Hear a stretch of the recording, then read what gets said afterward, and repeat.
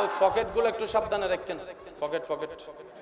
হ্যাঁ, অনেকে আবার হাত মোলাকাত করতে না পারে পকেটের লগে করে ফেলতে পারে। 500 মোবাইল গিয়ে গুই। আল্লাহ ওনাদেরকে হেদায়েত দান করুক, আমিন বলবেন না আরো জোরে? যদি আমার ভাইয়েরা শুনে থাকেন যারা মোবাইল নিয়েছেন, কথায় আছে চোরে শোনে না ধর্মের বাণী, কথা সত্য।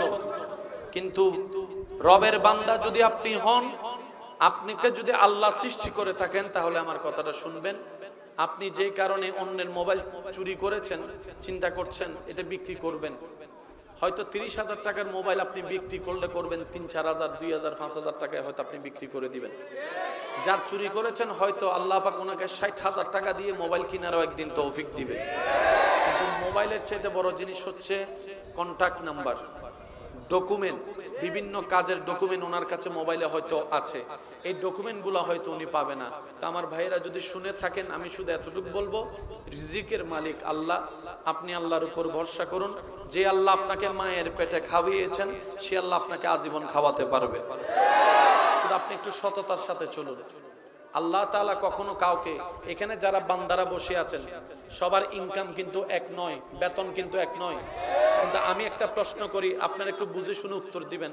এমনকি করোনা কালকেও আপনারা কাউন্ট করতে পারবেন, জীবনের শেষ কবে বাতের অভাবে, খাবার অভাবে, না খেয়ে কষ্ট পেয়ে ঘুমাইয়েছেন, এমন কোন বান্দা এখানে আছে? একটু জোরে বলেন, আছে? খাবার হয় নাই, খাবার অভাবে ঘুমাইয়েছে, এমন কোন বান্দা আল্লাহ রাখে নাই? কোনো না কোনো ভাবে কিন্তু আল্লাহ পেটটা ভরাই দিছে। এই বিশ্বাস আমাদের আছে না নাই?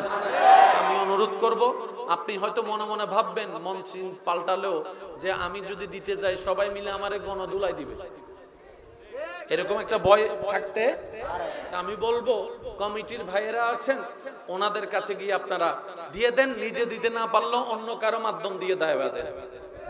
আল্লাহ খুশি হবে কি হবেন একটু আওয়াজ দিয়ে বলেন। আল্লাহ আমাদের সবাইকে ক্ষমা করে দিন, আমিন। ইমানদার ভাইয়েরা একটু মনোযোগ দিয়ে শ্রবণ করবেন। থাকবো না কো বদ্ধ করে, এটাকে যদি রবীন্দ্র স্টাইলে পড়েন, থাকবো না কো বদ্ধ করে,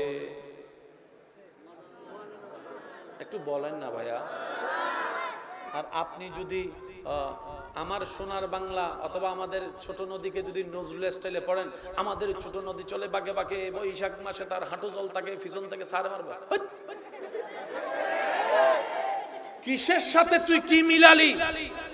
কিছু ফাস্ট পড়তে হয়। থাকবো না কো বদ্ধ করে, দেখবো এবার জগৎটাকে।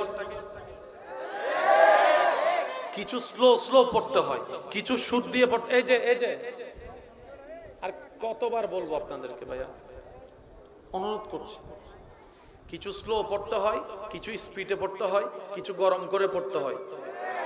গরমটা ঠান্ডার সাথে মিলবে, ঠান্ডাটা স্পিডের সাথে মিলবে। এবার কোরআনের মুআজিজা দেখেন, কোরআনের যে কোন আয়াত আপনি সামনে আনেন, এখন স্লোলি আলহামদুলিল্লাহি রাব্বিল আলামিন, শুনতে কি কোনো অসুন্দর লাগে?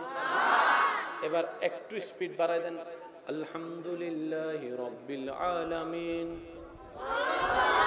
এবার একটু টান স্লো করে দেন, আলহামদুলিল্লাহি রাব্বিল আলামিন।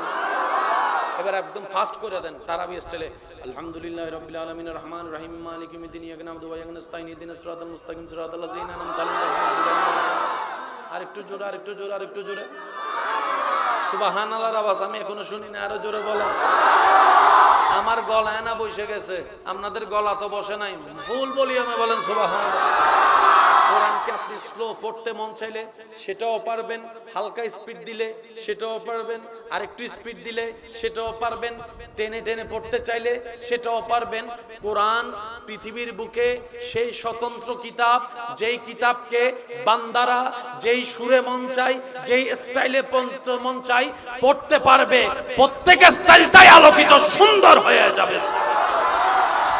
পৃথিবীতে কোরআনের সাথে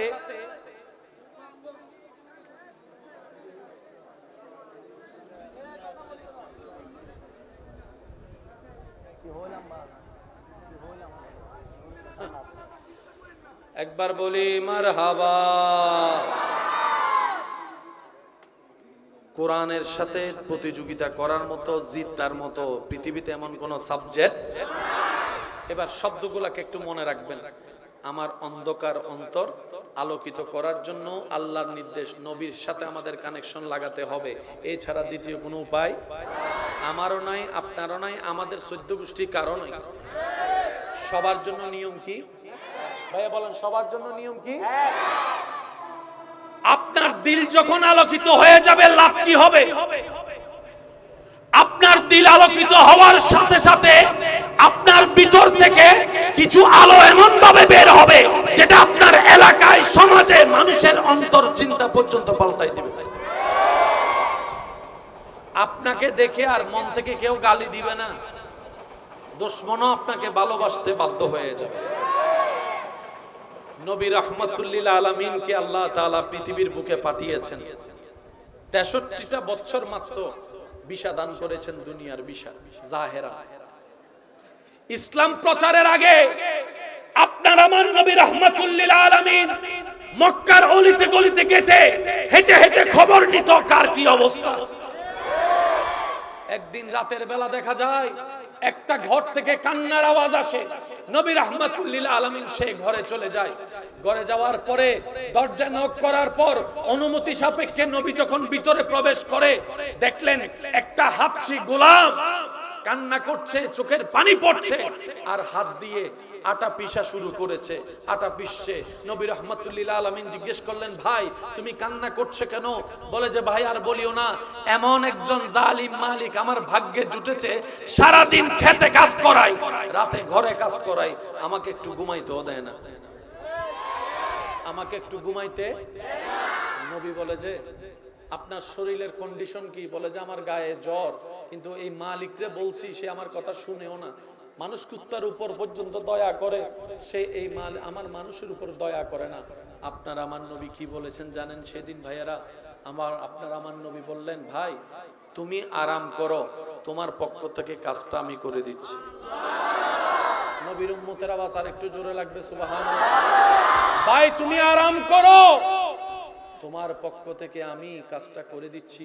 উনি তো জানে না কে কাজ করে দিচ্ছে, যিনি দু জাহানের বাদশা নবী, হাউজে কাউসারের মালিক আল্লাহ যাকে বানিয়েছেন, জান্নাতের অধিকারী আল্লাহ যাকে দিয়েছেন, ইন্না আতাইনা কাল কাউসার বলে ভান্ডারের খাজিনার চাবি আল্লাহ যাকে দান করেছেন, যার দরবারে জিবরাইলের মতো ফেরেশতা শ্রদ্ধা সম্মান নিয়ে অনুমতি নিয়ে ঢুকে, যার ঘরে আজরাইলের মতো ফেরেশতা সালাম দেওয়া ছাড়া ঢুকতে পারে না, সেই নবী রাহমাতুল্লিল আলামিন, যার কদম থাকে জমিনে, হাত বাড়াই দিলে হাত চলে যায় জান্নাতের বাগানে, সেই নবী আজকে একজন গোলামের কাজ করে দিচ্ছেন।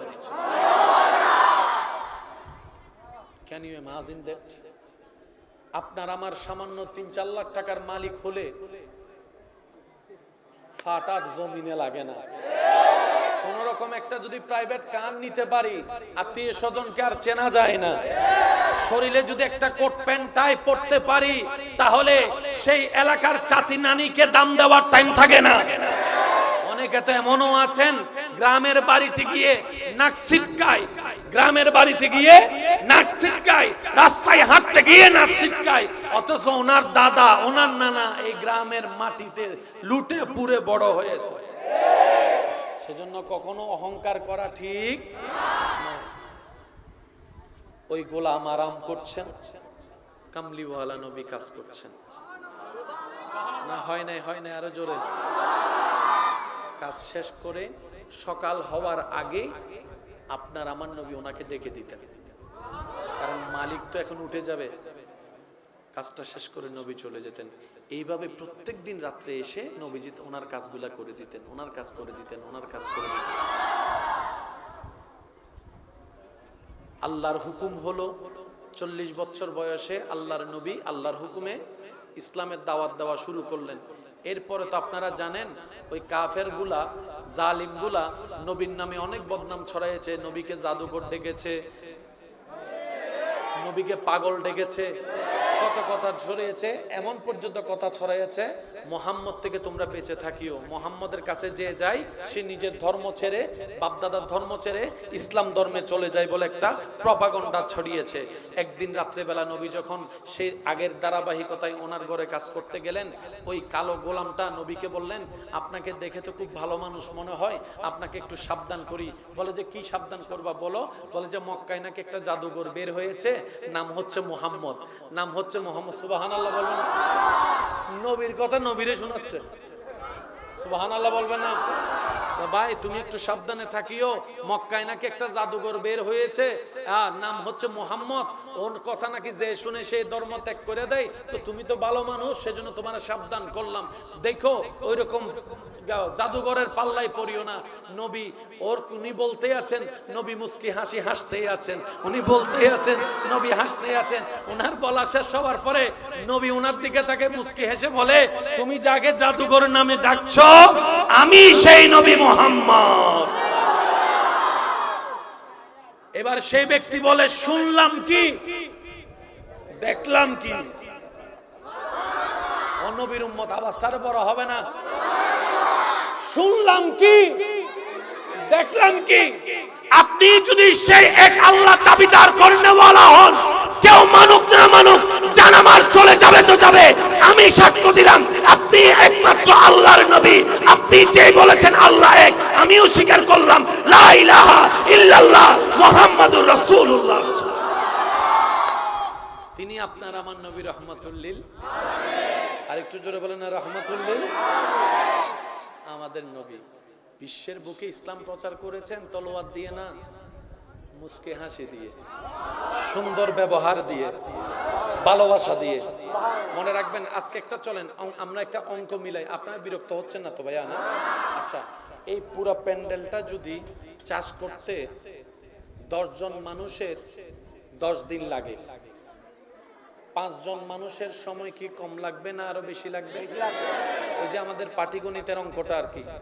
এই মাঠটা চাষ করতে 10 জন মানুষের যদি 10 দিন লাগে, 5 জন মানুষের সময় আরো, 3 জনের আরো, 2 জনের আরো, 1 জনের দিলে আরো। হ্যাঁ, যদি আপনি 10 জনের জায়গায় 20 জন দেন, সময় আরো, সময় আরো। এই কথায় কারো কোনো দ্বিমত আছে? আমি সব যুবকদের এই বিষয়ে একটু মনোযোগ চাচ্ছি, কারণ আপনাদেরকে অনেক সময় বিভিন্ন পণ্ডিতরা উল্টা ফুলটা কথা বলে বলে মুসলমান থেকে নাস্তিক বানানোর একটা চেষ্টা চালাচ্ছে।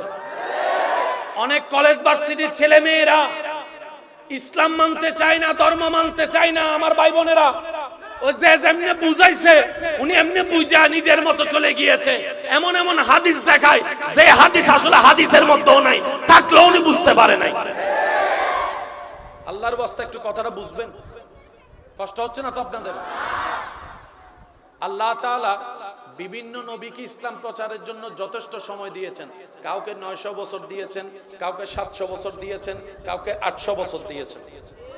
কিন্তু ওনাদের এরিয়াটা ছিল সারা পৃথিবীর মধ্যে চট্টগ্রাম যেমন এরকম একটা ছোট্ট এরিয়া ছিল। যেমন বনি ইসরাইলের নবী বলা হয় মুসা আলাইহিস সালামকে। আমার কথা কি আপনারা বুঝতেছেন ভাইয়া? প্লিজ একটু মনোযোগ। এই যে আচ্ছা যান যান, এত আবার গড়ি দিলে সমস্যা আছে। যাও যাও যাও। একবার বলি আলহামদুলিল্লাহ। মুসা নবীকে আল্লাহ হায়াত দিলেন, লং টাইম, জায়গা দিয়েছেন ছোট, ইসলাম প্রচারে জায়গা দিয়েছেন। অর্থাৎ এই মুসা, তুমি চট্টগ্রামের মানুষকে দাওয়াত দিলে হবে, ঢাকার মানুষ দাওয়াত না পাইলো, ইসলাম কবুল না করলো, তোমাকে প্রশ্ন করা হবে। আল্লাহ মুসা নবী বলে, আল্লাহ আমার হায়াত কত? রব বলে যে যাও, 100 বছর দিলাম। ইব্রাহিমকে 100 বছর, দাউদকে 100 বছর, আইয়ুবকে 100 বছর, আদমকে 100 বছর, নূহকে 100 বছর। এই বিভিন্ন জেলা নিয়ে ওনাদের দায়িত্ব। এবার আপনার আমার নবী আসার পালা। একটু জোরে বলি, আপনার আমার আমাদের নবী আসার পালা।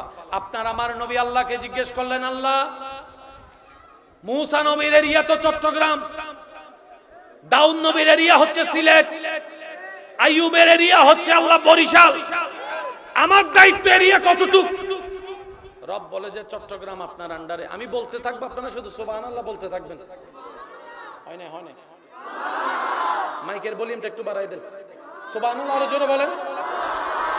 রব্বুল আলামিনকে যখন জিজ্ঞেস করা হলো, রব্বুল আলামিন বললেন, হে নবী রাহমাতুল লিল আলামিন, আপনার দায়িত্ব, চট্টগ্রামও আপনার দায়িত্ব, বরিশালও আপনার দায়িত্ব, সিলেটও আপনার আন্ডারে, পুরা বাংলাদেশ আপনার আন্ডারে, ইন্ডিয়া আপনার আন্ডারে, পাকিস্তান আপনার আন্ডারে, দুবাইও আপনার আন্ডারে, কুয়েত আপনার আন্ডারে, সমস্ত এশিয়া আপনার আন্ডারে, ইউরোপ আপনার আন্ডারে, আমেরিকা আপনার আন্ডারে, আফ্রিকা আপনার আন্ডারে, আসমান জমিন লৌহ কলম সমস্ত কিছু আপনার দায়িত্বে দিলাম।